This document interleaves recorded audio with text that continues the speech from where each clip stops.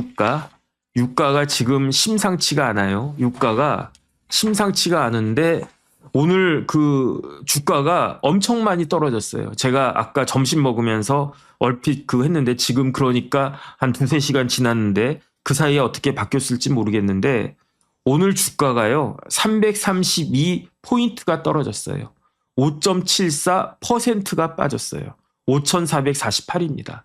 그래서 슬금슬금 올라가지고 잘하면 다시 6천을 뚫을 수도 있겠네 이 생각을 했었는데 오늘 폭락을 했어요. 왜 폭락했습니까? 그게 호르무즈 해협 관련해가지고 미국하고 이란이 제대로 붙는다라고 하니까 그러니까 어떻게 되겠습니까? 전쟁이 길어지겠네. 더 큰 일이 생기겠네. 이런 불안감이 있으니까 삼성전자가 20만 전자를 회복했다가 그러다가 다시 20만 전자가 깨졌고 그 다음에 하이닉스도 100만 하이닉스 갔다가 100만에서 지금 90만 원대로 다시 떨어진 것 같아요.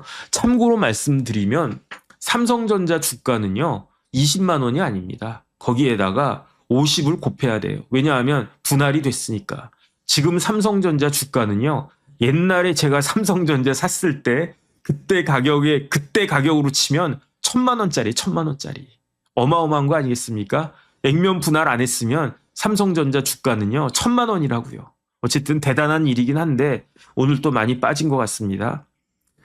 유가는 어떤가? 유가는 지금 장난이 아니에요. 유가는 제가 2월 27일 날 그 유가를 봤어요. 브렌트유하고 두바이유가 그 세계 석유 시장 가격에 세계 석유 가격을 하나의 기준이 되는 그 유가가 두바이하고 브렌트인데 2월 27일 그러니까 이란 전쟁 터지기 전에는 두바이유는 71.8달러, 브렌트유는 72.8달러였어요. 1달러 차이였어요. 거의 안정적이었어요. 그런데 그 전쟁이 터졌어요. 전쟁이 터지고 첫 번째 워킹데이였던 비즈니스 데이였던 3월 2일에 두바이 유가는 5달러가 올라서 76.53달러, 브렌트유도 5달러가 올라서 77.74달러였어요. 그런데 그때부터 유가가 미친 듯이 올라가고 있어요. 그래가지고 두바이유가 3월 9일, 일주일 뒤인 3월 9일에 드디어 100달러를 돌파했는데 100달러 돌파한 게 101달러, 102달러 이게 아니고 100달러 돌파해서 107.55달러가 됐어요. 그런데 브렌트유는 아무래도 중동보다는 조금 떨어져 있으니까 올라가는 속도가 그렇게까지 높진 않았는데 그래도 98.96달러였어요. 그리고 난 다음에 열흘 지난 3월 19일, 지난주 목요일인가? 어쨌든 그때에는 그 두바이유가 몇 달러였냐면 무려 137.82달러예요. 그러니까 3월 9일에 100달러 돌파했는데 열흘 만에 30달러가 더 올라간 거예요. 그 다음에 브렌트유는 다행히 그만큼까지는 올라가지 않았는데 브렌트유도 100달러를 돌파했어요. 103.78달러. 제가 조금 전에 봤는데 오늘 3월 23일에 두바이유는 너무 올라서 그런지 조금 빠졌어요. 그래도 134.07달러. 브렌트유는 몇 달러냐면 106.41달러예요. 그래가지고 제가 기억이 딱 나는 게 그날 제가 되게 피곤했어요. 근데 기름이 간당간당 하더라고요. 그래가지고 집에 가는데 저희 집 바로 근처에 그 주유소가 있거든요. 그래서 지금 기름이 간당간당 하는데 조금 돌아서 기름을 넣으려면 예컨대 이렇게 가서 우리 집에 이렇게 가면 되는데 기름을 넣으려면 이렇게 가서 기름을 넣고 다시 돌아가지고 이렇게 집에 가야 된단 말이에요. 귀찮잖아요. 그래가지고 에이 귀찮다. 내일 기름 넣어야지 라고 생각을 했는데 그 다음날 제가 땅을 치고 땅까지는 안 쳤지만 후회를 크게 했어요. 왜 후회를 했느냐. 분명히 내가 어젯밤에 기름값 봤을 때는 1,700 몇십 원이었거든요. 몇십 원인지 뒷자리는 기억이 안 나요. 근데 1,700 몇십 원인데 에이 별일 있겠어 그러면서 내일 넣어야지 그랬는데 그 다음날 아침에 그때 이제 기름을 넣어야 될 상황이 딱 됐으니까 눈 씻고 봤더니 1,700 몇십 원이 아니라 1,800 몇십 원이에요. 제 느낌으로 거의 하루 만에 100원이 오른 거예요. 그러면서 울며 겨자 먹기로 어떻게 했느냐. 그 울며 겨자 먹기로 아 어쩔 수 없다. 아 그러면 뭐 넣어야 좀 어떡하겠습니까? 1800 몇십 원으로 넣었어요. 그러면서 어젯밤에 힘들더라도 넣을 걸.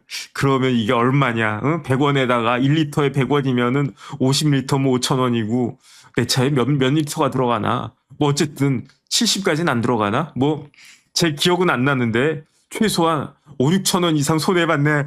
이런 생각이 딱 들었는데 그러니까 정부에서 어떻게 했느냐? 최고 가격제라고 하는 걸 시행하기로 했어요. 정부에서. 그게 언제냐면 3월 9일이에요. 제가 다시 말씀드리면은 3월 9일에 두바이유가 100달러 초과 돌파해서 107.55달러였고 브렌트유도 거의 100불에 육박하는 99달러, 정확히는 98.96달러였단 말이에요. 그러니까 주유소에서 기름값이 두 번째 자리가 바뀌는 거야. 1,700원 하던 데가 1,800원대가 되고 1,800원 하던 때가 1,900원대가 되고 그다음 제가 며칠 전에 기름 넣었을 때는 2,200원까지 하더라고요.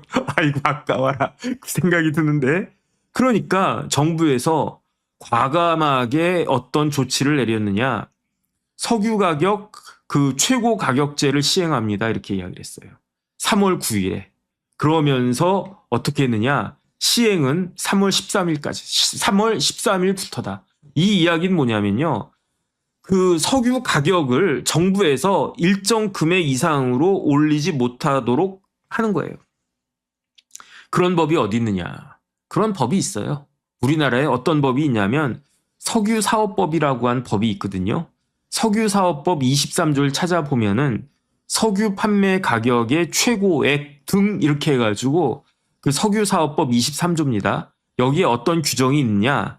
산업부 장관은 석유 가격이 현저히 등락하거나 등락할 우려가 있다고 생각이 되면 국민 생활의 안정과 국민 경제의 원활한 운용을 위해 필요하다고 인정될 때 석유 제품의 국제 가격 및 국내외 경제 사정을 고려해서 뭐 이렇게 혀가 길어 뭐가 이렇게 뭐 길어 지금부터가 중요한 겁니다. 석유 정제업자, 수출입업자, 판매업자의 석유 판매 가격의 최고액 또는 최저액을 설정할 수 있다. 그러니까 쉽게 말하면 필요하다고 인정되면 석유 판매 가격의 최고액을 설정할 수 있다. 이런 규정이 석유사업법 23조에 규정이 되어 있는데 이 석유사업법이 언제 제정이 됐느냐? 언제 만들어졌느냐? 1970년에 만들어졌어요. 아마 오일 쇼크 때나 그때쯤 만들어진 것 같네. 그런데 지금까지 석유사업법의 이 최고 가격제라고 하는 그 근거 규정을 1970년부터 아마 만들어졌었을 거예요. 그런데 지금이 2026년 아닙니까?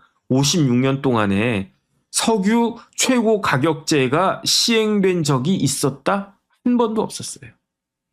56년 만에 처음으로 시행이 된 거예요. 처음으로 시행이 됐는데 3월 13일부터 시행이 됐습니다. 그래서 휘발유는 1,724원, 그 다음에 경유, 자동차용 경유 있지 않습니까? 그 자동차용 경유는, 그러니까 디젤 차를 위한 경유는 1,713원, 그 다음에 실내 등유는 1,320원. 이게 최고 가격제예요.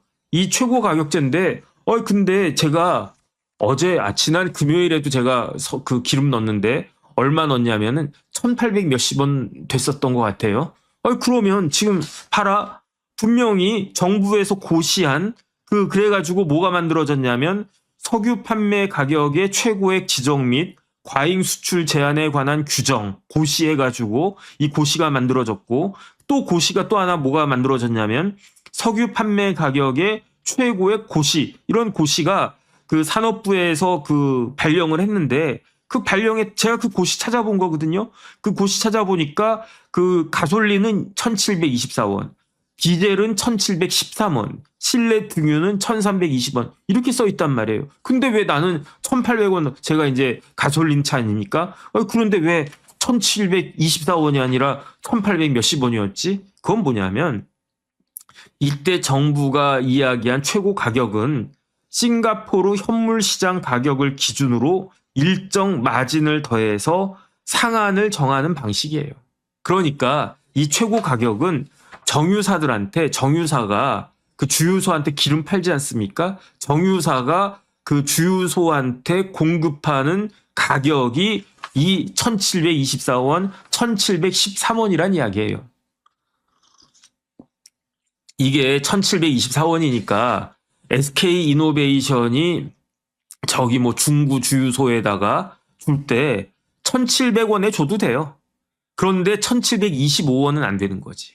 그러면 정유사들은 1724원에 똑같이 이 가격 공급을 하겠지. 그러면은 저기 뭐 시내 한복판에 있는 데는 임대료도 비싸고 그다음에 저 같은 게으른 뭐 운전자들이 뭐 지들이 기름 떨어지면 뭐 딴 데 가겠어 여기서 넣어야지. 그러면서 뭐 2,000원이라도 넣어야 되는 거고 뭐 2,500원이라도 넣어야 되는 거고 뭐 그건 뭐 알아서 하는 거고. 근데 저기 외곽에 있거나 그런 주유소는 1724원에다가 자기 마진 뭐 50원만 붙이겠다. 그럼 1774원이 되는 거예요. 100원 붙이겠다. 그러면 1824원이 되는 거고. 이게 최고 가격제인데 지금부터 잘 들으세요. 이게 기준기간이 2주거든요. 그러니까 14일마다 최고 가격제가 바뀌어요. 그러면 처음 시행된 게 3월 13일인데 제 생각에는 정부가 3월 27일에는 2주니까 3월 27일이면은 오늘이 23일이니까 이번 주 중에는 최고 가격을 올릴 수밖에 없을 거예요. 왜냐? 3월 9일 날 그 기름값이 두바이유가 얼마였다고요? 107원이었다고. 107달러였다고요. 그런데 지금은 그 기름값이 얼마라고요? 137달러까지 올라갔어요. 30% 이상이 올라간 거예요. 그런데 만약에 최고 가격을 지금같이 1724원으로 묶으면 어떻게 되겠습니까? 정유사에서 들어오는 그 기름이 어떻게 되느냐? 그 손해볼 수밖에 없잖아요. 그 다음에 어떤 규정이 있냐면 이 석유사업법 23조 3항에 보니까 만약에 이런 최고 가격제로 인해 가지고 손해를 보면 정부가 세금으로 정유사들의 손실을 보전해 줄 수 있다. 이렇게 나와 있단 말이에요. 그러니까 지금 3월 9일에 비해서 벌써 기름값이 30% 가까이 올라갔는데 그러면 3월 27일에는 최고 가격을 조정할 수 있는데 기름값이 내려가겠습니까? 유지되겠습니까? 확 올라갈 거라고요. 그러니까 저는 마음 먹었어. 결심했어. 어떻게 결심했느냐? 3월 26일에는 무조건 주유소 가가지고 그냥 기름을 만땅 넣어놔야지. 올라갈 거니까. 그래서 아마 3월 26일에는요, 줄 길게 서 있을 거예요. 그러니까 3월 25일이든 언제든 기름을 채워 넣으시는 게 그게 좋지 않겠는가. 저는 그런 생각이 드는데, 그런데 과연 이러한 최고 가격이라고 하는 게 괜찮은 것인가. 여기에 대해서는요, 문제가 많은 거예요. 최고 가격제라고 하는 거는 이렇게 함부로 쓸 수 있는 게 아니거든요. 왜 최고 가격제를 함부로 쓰면 안 되겠습니까? 최고 가격제라고 하는 것은 쉽게 말하면 프라이스 실링이거든요. 가격의 상한선을 그거 하는 거예요. 가격의 상한을 갖다가 딱 설정하면 뭐가 되느냐? 이거는 가격 구조를 왜곡한 거 아니겠습니까? 가격이라고 하는 게 수요하고 공급이 딱 마주치는 그 지점이 가격인데, 그 수요는 이따만하게 많은데 가격을 갖다가 확 일부러 낮춰가지고 그렇게 해가지고 그 왜곡을 갖다 하면 이게 얼마나 가겠냐고요. 그러니까 문제가 많은 거예요. 제가 봤을 때. 우리나라 석유사업법이 1970년에 제정됐다고 그랬잖아요. 56년 동안 이 최고 가격제라고 하는 걸 한 번도 쓴 적이 없어요. 뭐 정부가 바보라서 뭐 전두환은 바보라서 노태우는 바보라서 YSDJ는 바보라서 노무현 문재인 김대중 뭐 이런 사람들은 바보라서 이 최고 가격제를 쓰지 않았겠습니까? 이거에 따른 부작용이 굉장히 크기 때문에 심지어 97년부터는요. 유가가 자유제였어요. 그 이전까지는 석유값에 대해서 정부가 통제를 많이 했는데 1997년 DJ 때부터는요. 유가 자유제가 시행돼가지고 그 각 정유사들 그다음 주유소들이 그 기름값을 마음대로 자유롭게 정할 수 있었는데 그럼에도 불구하고 지난 30년 동안 석유 최고 가격제는 쓰인 적이 없는 것이다.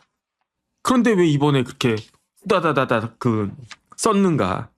그거는 제가 찾아보니까 산업연구원에서 요번에 그 간단한 페이퍼를 하나 냈어요. 제목이 뭐냐면 석유 최고 가격제 시행의 정책적 함의와 향후 방향 이렇게 해가지고 이걸 갖다가 그 리포트를 페이퍼를 한 4장짜리인가 뭐 그 정도를 갖다 딱 써가지고 제가 조금 전에 읽어봤는데 일단 산업연구원은 정부 연구기관이니까 그 최고 가격제의 긍정적인 측면도 이야기를 많이 했더라고요. 긍정적인 측면은 무엇이냐?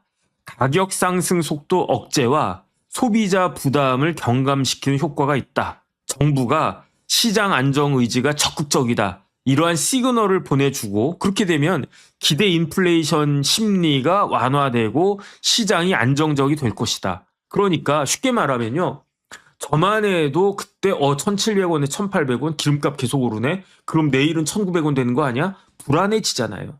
그런데 최고 가격제를 빵 하고 터뜨리니까 그 기름값이 내려갔어요. 그래가지고 다행이다. 내가 그날 안 넣었으면 뭐 2,000원, 뭐 2,500원, 2,000 몇백 원 막 이렇게 올라갔을 텐데 그래도 기름값이 이렇게 생각보다 안 오르면 좋은 거지. 저 같은 소비자 입장에서는.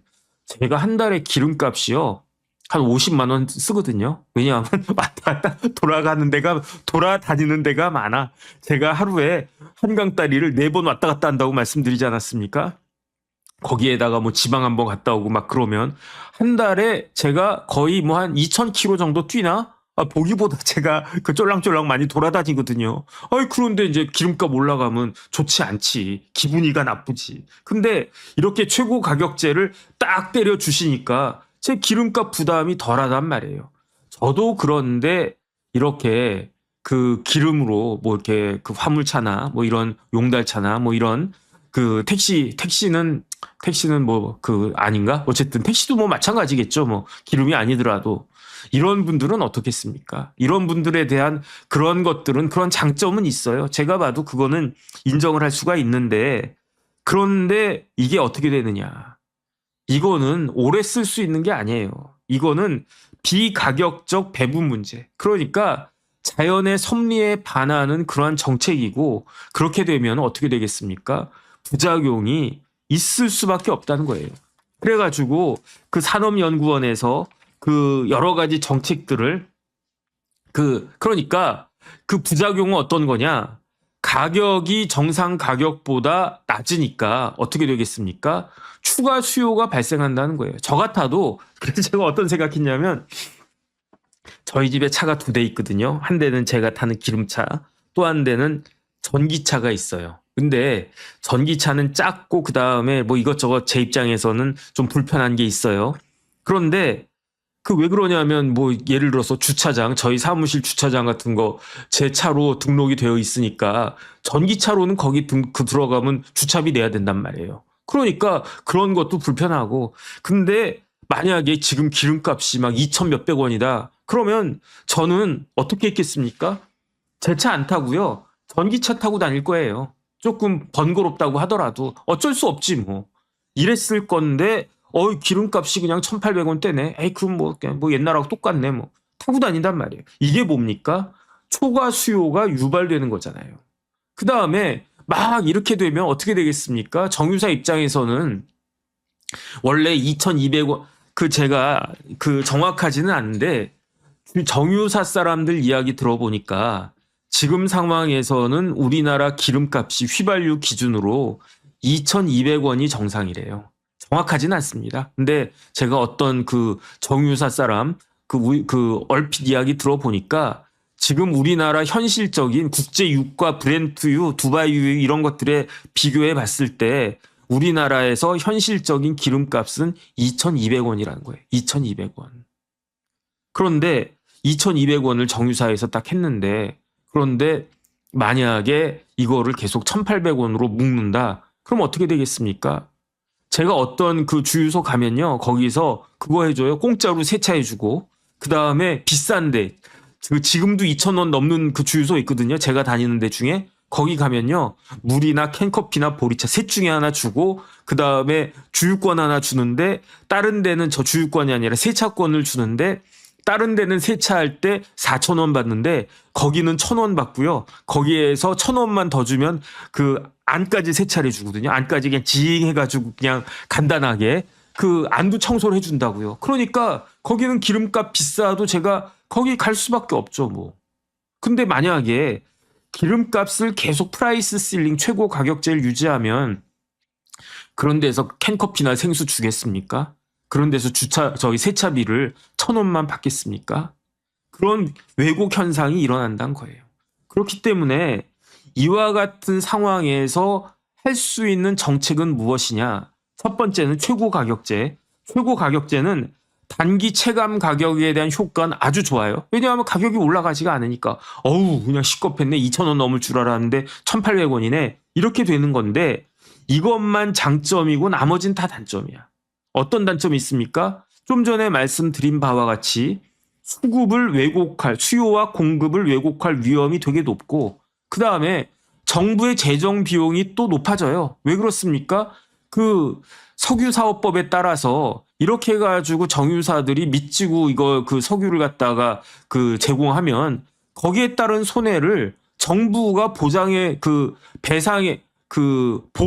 주도록 되어 있는데 정부가 보상해 주는 거 세금이잖아요. 재정 비용이잖아요. 그게 올라가는 거예요. 그 다음에 모든 사람한테 딱 이렇게 되기 때문에 타겟팅이 안 된다는 거예요. 특별히 이러한 혜택을 누려야 될 사람들한테나 아니면 뭐 저도 뭐 그냥 기름값 내면 되는 거니까 저 같은 사람한테나 똑같다는 거예요. 그러니까 정책 효과가 사실은 많이 떨어진다. 그 다음에 어떤 방법이 있느냐 이런 경우에 기름값 내리는 방법 중에 제일 좋은 방법은요 뭐냐면 세금을 갖다가 내리는 거예요. 유류세를. 그럼 어떻게 되겠습니까? 단기 체감 가격은 유류세 내린다고 해가지고 만약에 유류세를 완화하면 정상적인 가격이 2,200원이라고 치고 한 2,000원 정도 할 거예요. 최고 가격은 1,800원이라고 치면.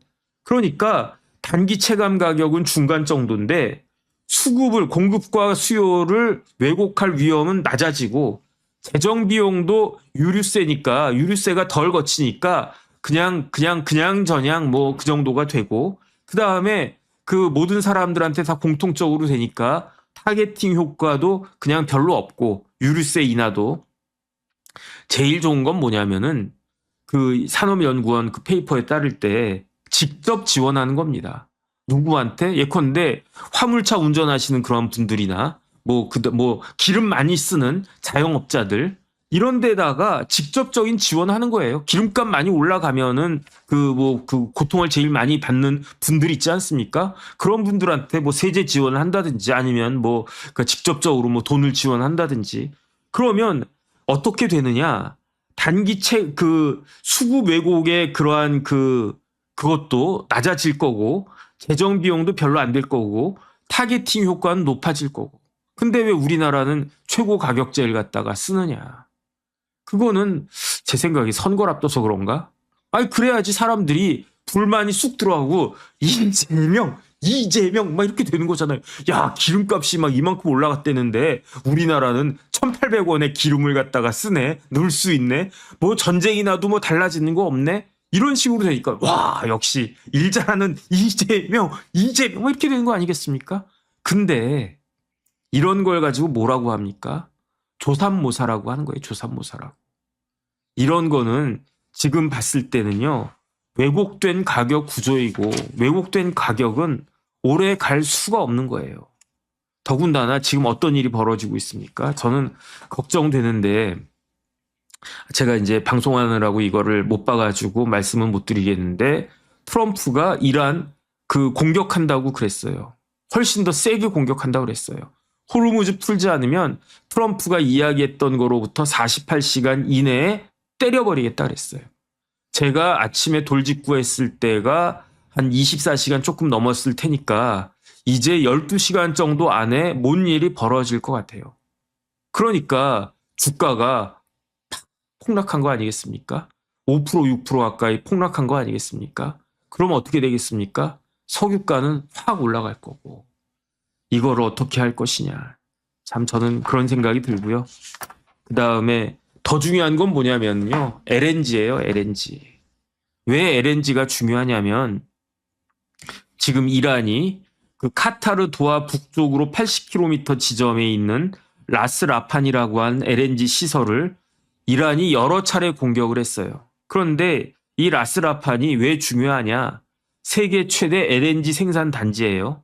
글로벌 LNG 공급의 20%를 담당하는 게 그 카타르의 라스라판 LNG 시설인데, 그런데 이렇게 공격을 당하니까 LNG 가격이 확 뛰고 있어요.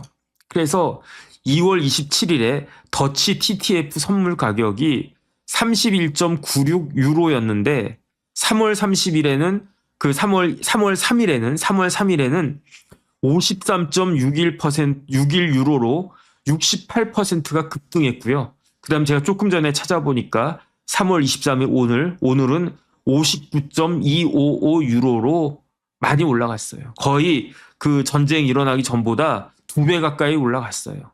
그런데 우리나라에 있어서 이 LNG는 왜 중요하냐? 크게 두 가지거든요. 첫 번째는 우리나라가 비축하고 있는 석유는 몇 배럴이냐면 1억 5천만 배럴이에요. 정부에서 7,500만 배럴, 그 다음에 민간에서 정유사나 이런 데에서 7,500만 배럴, 정확한 숫자는 약간 차이가 있지만 거의 반반이더라고요. 그렇게 해서 1억 5천만 배럴인데 그거를 우리나라가 며칠 동안 쓸 수 있느냐? 200일 동안 쓸 수 있어. 208일인가 아마 그럴 거예요. 그런데 LNG 비축량은요, 며칠분이냐? 200일 이렇게 되지가 않아요. LNG가 가스니까 그 비축하는 게 더 어렵지 않겠습니까? 지금 법적으로 우리나라 우리나라 국가가 비축해야 될 LNG 비축량은 최소한 9일분은 비축해야 되는데, 그거보단 조금 더 한 2, 3주 정도 쓸 수 있는 그런 정도의 그 비축량을 가지고 있대요. 그런데 그렇기 때문에 LNG는 비축량이 떨어질 가능성이 훨씬 더 높다는 거죠. 석유는 200일 정도 버틸 수 있는데 우리나라에 석유가 안 들어와도 200일은 버틸 수 있어요. 근데 LNG는 200일은커녕 2, 30일도 못 버틸 수 있단 말이에요. 그런데 LNG 가격이 왜 중요하냐면, 제가 지난번에도 말씀드렸던 것 같은데, 전력 도매 가격을 결정하는 게 LNG 발전 단가거든요. LNG 가격이 올라가면요, 전기 가격이 올라가거나 전기료가 올라가거나 한전의 재무 상태가 악화될 수밖에 없는 거예요. 근데 지금 호르무즈로 꽉 막고 있는 게 이란 아니겠습니까? 그런데 이란이 호르무즈 해협을 지나가는 물동량의 4분의 3을 어느 나라가 쓴다고요? 딱 4개 나라가 쓰는 거예요. 75%를 4개 나라가 쓰고 있는데 어떤 나라냐? 중국. 두 번째는 어디냐? 인도. 세 번째가 일본. 세 번째가 한국이에요. 네 번째가 일본이에요. 근데 중국하고 인도는 이란이 그냥 통과시켜 준대요. 그 다음에 일본 정부가 이란하고 협상을 하고 있대요. 근데 우리나라는 뭐 하고 있나? 우리나라는 그렇게 우리나라 유조선이 호르무즈 해협을 무사히 통과할 수 있을 것이다라고 하는 그러한 기대는 지금 할 수 있는 상황이 아니란 말이죠. 그러니까 참 여러 가지로 걱정이 된다, 그런 생각이 듭니다. 그러니까 한쪽에서는 전쟁이 더 격렬하게 벌어질 가능성이 높아지고, 그 다음에 한쪽에서는 우리나라가 그럼에도 불구하고 이것을 스스로 독자적인 힘으로 해결할 수 있는 그러한 능력이 있을까? 그런 거에 대한 걱정은 되고, 그 다음에 지금 우리나라 내부적으로는 최고 가격제를 지금 시행해가지고 그러고 있는데, 그야말로 어떻게 보면 언발에 오줌 누기식 그런 거 아닌가, 그런 생각이 들고, 그 다음에 LNG가 떨어지면 그러면 어떡하나, 그냥 그런 생각이 드는데, 그 와중에 좋은 소식이 하나 있더라고요. 그 좋은 소식이 뭐냐면, 제가 어디다 적어놨나? 여기 적어놨네. SK 이노베이션이요, 호주의 오스트레일리아에 바로사라고 하는 지역에 가스전을 개발했대요. 그래서 2012년부터인가 거의 2조 원, 16억 달러를 투자해가지고 가스전을 개발해가지고 그 가스전에서 LNG가 독자적으로 들어온대요. 독자적으로 들어와서 지금 뭐 옛날 같으면은 어딥니까? 저기 그 뭐 두바이에 저 카타르에 그 라스라판 뭐 이런 그 시설에서 LNG가 들어왔었어야 됐는데 일부라도 저기 호주에서 이렇게 들어오는 게 있다는 이야기예요. 그 다음에 LNG를 제일 많이 생산하는 나라가 미국이래요. 그래서 이제 뭐 잘 이야기하면 미국으로부터 받을 수도 있지 않을까 그런 생각이 드는데 어쨌든 근데 이 소식을 내가 딱 듣고 알게 된 다음에 어떤 생각했냐면요. 우리나라가 해외 자원 개발에 참여해서 그 지분을 갖도록 적극적으로 시작한 대통령이 누구냐. 그 대통령이 이명박 대통령이에요. 그런데 그 이명박 대통령이 해외 자원 개발하느라고 뭐 투자를 많이 했었는데 근데 그 문재인 대통령 때인가 그때 아마 그거 다 실패했다. 다 쓸데없다 해가지고 다 그냥 끝내라. 차마. 그래가지고 그때 뭐 괜히 뭐 그 당신들 뭐 이거 이렇게 해가지고 뭐 그 세금만 낭비했지 뭐 그래가지고 좀 곤란에 빠진 사람들도 생겼던 것 같고 그랬었던 것 같은데 우리나라는 한반도 자체에 그 뭐라 그럴까 그러한 그 지하 자원이 부족한 나라 아니겠습니까? 그러면은 저기 뭐 남미든 호주든 뭐 어디든 아프리카든 아니면 뭐 동남아시아든 어디든 가가지고 이거를 개발하는 노력을 해야 되는 거 아닌가? 특히 지금과 같이 세계적인 전쟁이 일어나고 막 그럴 때에는 다변화해야지 이러다가 우리나라는요. 석유가 없으면 나라 자체가 멈추는 나라 아니겠습니까? LNG가 끊기면 그 어떻게 그 전기가 지금 전기 없이 어떻게 삽니까? 이런 상황이다. 어쨌든 그런 생각이 듭니다. 그래서 오늘의 결론 무엇이냐? 한 줄로만 요약해 드리면 최고 가격제가 언제까지 유지될지도 모르고 최고 가격제가 유지가 된다고 하더라도 3월 27일에는 제 생각으로는 그 기름값이 올라갈 가능성이 무지무지하게 높기 때문에 아닐 수도 있습니다. 나중에 기름값 안 올랐다고 저한테 뭐라고 하지 마세요. 일단은 3월 26일 정도에는 기름을 쟁여놓은 것이 바람직하지 않을까 그런 그 말씀을 드리고 우리나라가 이런 부분들 그 해외 자원 개발에 적극적으로 참여해야 된다. 저는 그런 생각이 듭니다.